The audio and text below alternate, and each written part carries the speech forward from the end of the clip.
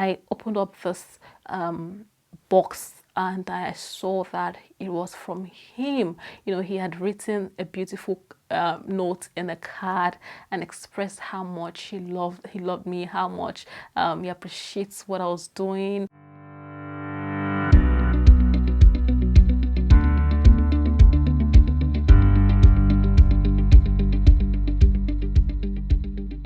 Hello everyone, welcome again to my YouTube channel, Relationship and Health Matters with Dudu Shoa. I am Blessing Ekundayo. On today's episode, I'm going to be talking about something very interesting. I've titled it How We Managed Our Long Distance Marriage. How my husband and I managed our long distance marriage. So this episode is sort of like a continuation of the last episode. If you haven't watched the episode from the last week, where I talked about 5 things you must consider before embarking on a long distance marriage, please go and watch it, because it's going to give you sort of a background, an understanding and some perspectives into what I'm going to be talking about today. Okay, and if you're new to my channel, thank you for tuning in. Please feel free to subscribe to my channel. I share lots of relationship and health stuffs on my channel for your overall well-being. So subscribe, like, share, and feel free to comment. I'd love to hear from you. And if you're a returning subscriber, thank you so much. If you've been watching my channel and you're yet to subscribe, please, what are you waiting for? Hit that subscribe button right away. I really appreciate it. All right, so I'll just quickly head on to what I have for you today. How my husband and I manage our long distance marriage. Cool. So I think, like I said in my last video, my husband and I, we've been married for nearly 11 years now, and we've experienced long distance marriage at 2 different times in our marriage. Okay, each of those times for at least 1 year. The first time was back when I had to get back to Nigeria. I had to go back to Nigeria to work, and to be able to get my license to practice, all the qualification I needed to practice in New Zealand. So I went back to Nigeria to write some exams and stuff, and I went to the boys. At the time, they were very little, to be honest. I traveled with my 1-year-old son and 10-week-old son. It wasn't funny at all. All right, well, my husband was back here in New Zealand, and it was very challenging for both of us. It was not funny. The second time was when I finally got a job, my first job in New Zealand. It was in a different city in New Zealand, and I had to go. I had to go over there to start a job because as a medical doctor, or as an international medical graduate, I should say, getting your first job is like digging for gold. It's not easy. So when you get it, or when you get the opportunity, you've got to grab it. Okay, just having a step or a foot in the door opens more door opportunities, or more opportunities for you. Yeah, it was something that I had to go. I had to get, and so we decided that, you know, I go for this opportunity that had been opened onto me, and so I had to leave, and my husband was back in city, in the other city with our children, and it was tough for both of us, but all the same, we managed it somehow. And that's what I'm going to be sharing with you today, because I know that when you find yourself in a long distance marriage, it's not easy for whatever reason. I'm sure there are reasons why you and your spouse will embark on that long distance marriage, and if you're listening to me and you're finding it difficult, you're finding it challenging, I'm hoping that this 4 ways I'm going to be sharing with you today will be able to sort of make the burden a little bit easier, throw some light, and help improve your marriage. Okay, despite the challenges, you should still be able to enjoy your marriage. All right, so like I said, please go back to my previous video on the things you must consider before embarking on your long distance marriage. We had to consider all of those things that I talked about in my last video, okay, before we decided yes, it is fine for us to go, and then eventually made that decision. Okay, like I said again in my last video, I do not subscribe, or I do not encourage people to be in long distance marriage. It's not something I would encourage anybody. But hey, life happens and we find ourselves in this situation. So this basically is to encourage you if you do find yourself in the situation.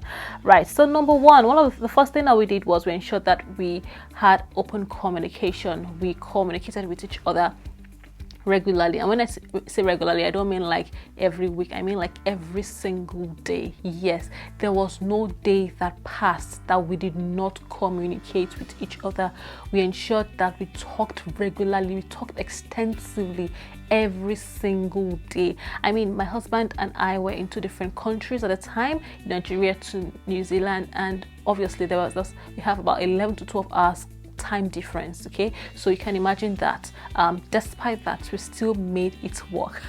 Well, it was not something that was unusual to us, because besides we had like, you know, a 5-year long distance relationship. So I think this long distance thing is something that we have been sort of used to.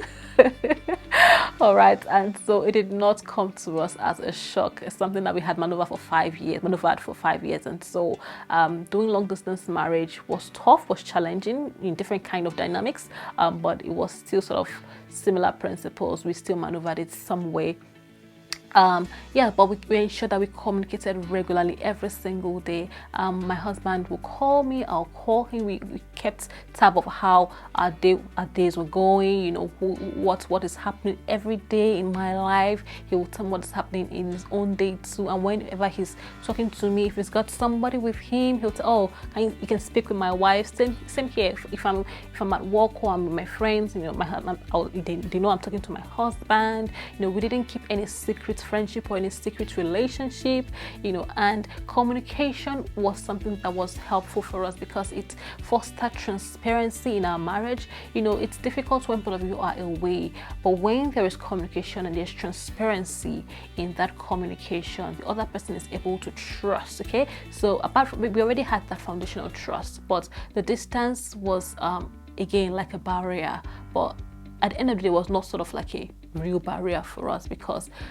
technology helped us a great deal, right? We could FaceTime, video call, text, you know, phone calls, and it was very, very, very regular, right? I could be doing stuff and I'll just put my video on and he see me doing what I'm doing. Same thing with him. I'm seeing him doing what he's doing.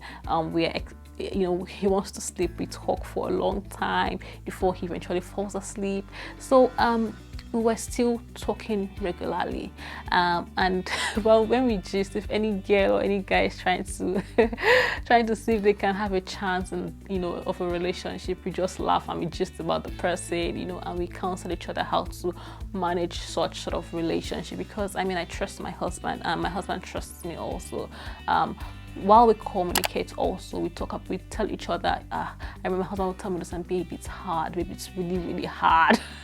It's so hard, you know, and I'll encourage him and I'll tell him, yeah, this will soon be over, you know, I'll give him expectations.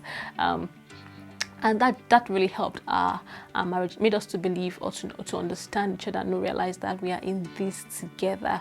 Okay, so that was one of the things that helped us in our long distance marriage, communicating daily, okay, every day and regularly.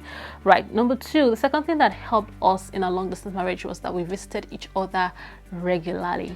Right, when I was in New Zealand and when I was in Nigeria and he was in New Zealand, it was a bit of a challenge with visiting regularly because of the financial implications. I mean, it's very expensive to travel from New Zealand to Nigeria, but he made the trip once, and that period was in between my time in Nigeria. So he came to spend time with me and the boys, and it was for about 6 weeks thereabouts, which we also maximized while he was in Nigeria. If it was cheaper for us and if we could afford more visits, then I'm sure that we would have done it, but it was challenging.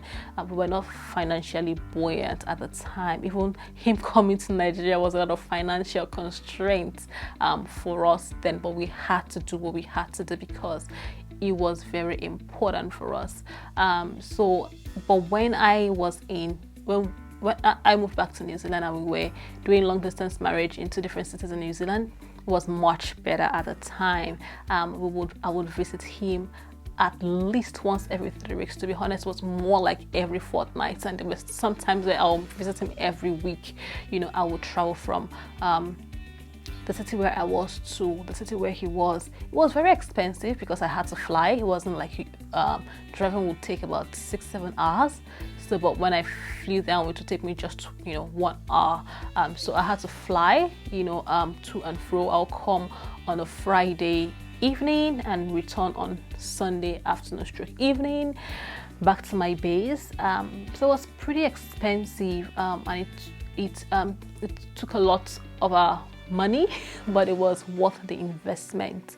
But because visiting each other helped us to bond, helped me to know what was happening with my husband, what was happening with my children. Because when you're doing long distance marriage and children are involved, you already have children, it creates a different kind of dynamic to it. You want to be able to still bond with your children. You don't want to be that parent that your children feel neglected, or you neglect your role as a parent. No, that would not be good. So for us, the visiting regularly was something that we had to invest in. So I would encourage you to ensure that both of you visit as often as you can. Don't just think that maybe you cannot afford it. You can save towards it, you can plan it, right? But seeing each other is very important for your marriage, where you can improve your bond, you can improve your connection, you can make love, you can go out together, you can spend time together,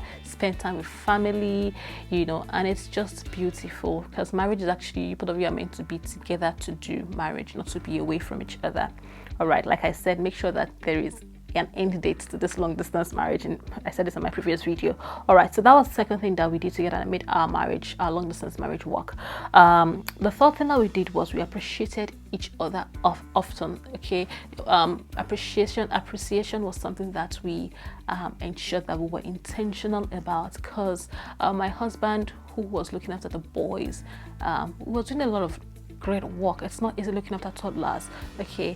And whether it's your wife or your husband that is left with this responsibility because both of you are apart, don't just think, oh, that's an easy job. No, it's not easy. It is very hard. It's very tough, okay? And if you are the one that has to go about, making ends meet. My husband actually even had a full-time job, right, while he was looking after the boys. So it was an additional responsibility, and that was not easy. And I would always appreciate him. I would always thank him. He would bathe them at the time, take them to school, pick them back from school, dress them up, it was challenging. It was tough, we women, we know how to do these things, like it's as if we were born with the skills. But when you find a man who is hands-on, if you have a man who is hands-on, please appreciate him, okay, and appreciate each other. Same thing to when while I was working, he would always tell me how much he appreciates what I'm doing and the effort I'm putting into what I'm doing. I remember vividly, there was one time I was working in the emergency department at that time, and someone just told me, I'm blessing you, you got a bit of hassle, someone brought you something, and the person automatically imagined it to be my husband. And I was like, oh, and the person started asking me, oh, is it your birthday? I was like, no. Is it your anniversary? I was like, no, because it was a bouquet of flowers. Like, oh, I was like, my husband has never done this. I wasn't expecting anything from him, and he's never sent me like stuff, I mean, he gives me gifts, but we haven't done a long distance sort of gifts while we were married. It was just sort of while we were in a long distance relationship before we got married. So it was something that came by surprise. Anyways, I opened up this box, and I saw that it was from him. He had written a beautiful note in a card and expressed how much he loved me, how much he appreciates what I was doing, how much he just values me, and just touching sweet words, and he had a box of chocolates, with a bouquet of flowers and this card, and I was like, wow, I was not expecting that. And I was doing the night, I was working a long day. That was from 2 p.m. to about 12 midnight, and it was about say 6 thereabout when I received that gift, and that just sort of it brought smiles to my face. It brought tears of joy to my eyes. It just made me feel so touched. It was so sweet, so romantic, so kind, so thoughtful. You know that despite distance, my husband was thinking about me. It wasn't Valentine or anything special, but it just made me feel special on that day. And I think for us, that was beautiful. That's so beautiful, you know. I think that if you're in a long distance marriage, send such things to each other. It will really mean a lot to the other person, and whatever way you can, make sure that you appreciate your spouse. Make sure when you call your spouse, tell them how much you love them. Let them know how much you miss them. Let them know how much they mean to you. It will make the other person, it will reassure the other person.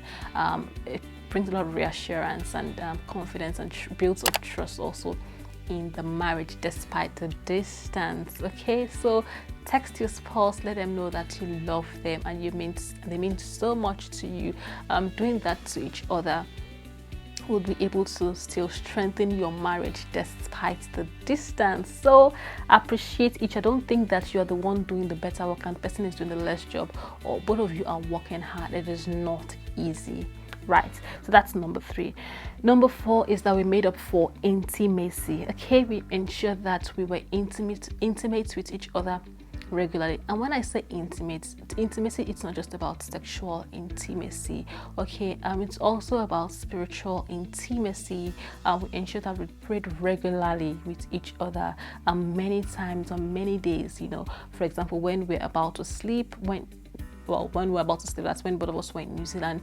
We'll pick up the phone, we'll call each other, we'll pray together before the person eventually goes to bed. And the same thing back home when I was in Nigeria. My husband will call me, we'll pray together when he is going to bed. Okay, that's a culture that we have developed. Even when we were in a long distance marriage, we would always pray together regularly. Okay, so that and you pray together, you pray for your marriage. Okay, you pray for your union.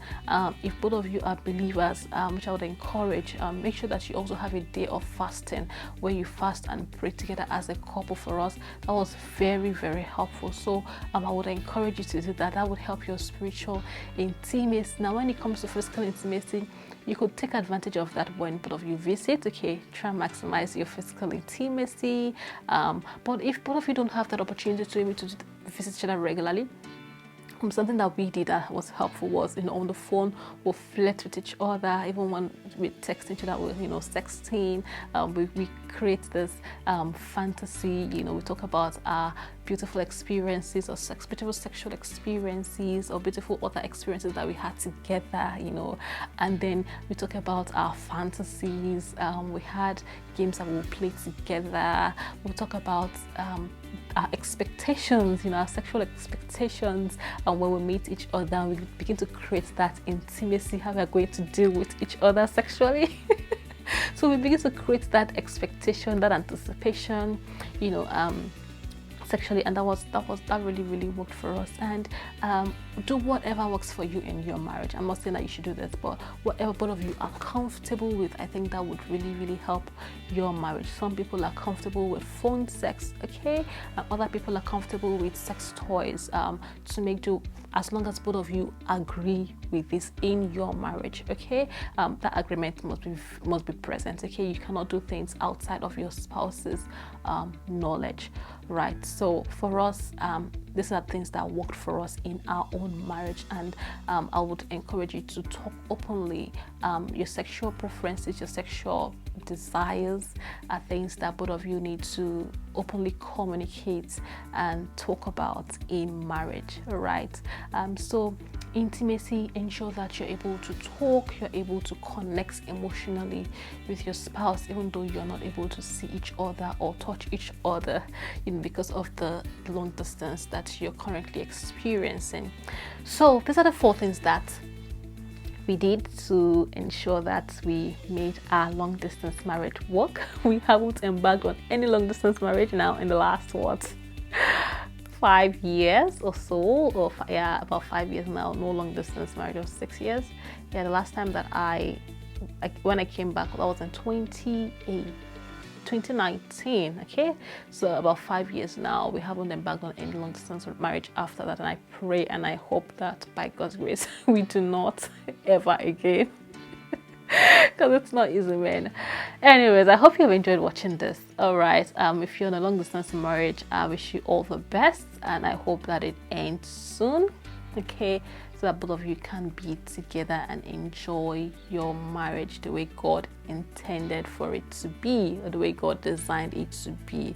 Right, if you have enjoyed this, let me know. If you have learned something from this, leave a comment, let me know.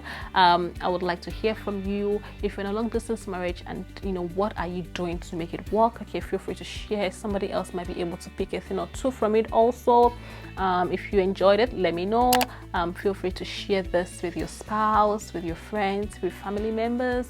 Don't forget to like, forget to subscribe. All right, until I see you again, I'm Blessing Ekundayo. Bye for now.